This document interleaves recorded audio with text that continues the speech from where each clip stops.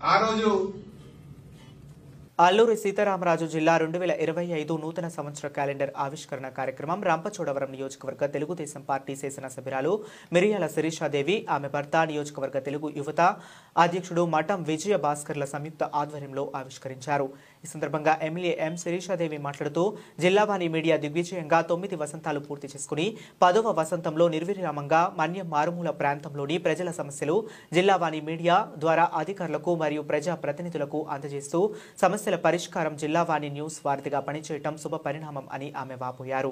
ఇదే క్రమంలో రానున్న రోజుల్లో మరింతగా జిల్లావాణి మీడియా ద్వారా వేగవంతమైన సమాచారం ప్రజానికానికి ఎప్పటికప్పుడు అందిస్తూ సామాన్య ప్రజల గొంతుకగా నిలవాలని ఎమ్మెల్యే శిరీషాదేవి ఆకాంక్షించారు। ఈ కార్యక్రమంలో ఎమ్మెల్యే భర్త మరియు నియోజకవర్గ తెలుగు యువత అధ్యక్షుడు మఠం విజయ్ భాస్కర్, అల్లూరి సీతారామరాజు జిల్లావాణి మీడియా ఇన్ఛార్జ్ ముడుసు విజయ్ కుమార్ తదితరులు పాల్గొన్నారు।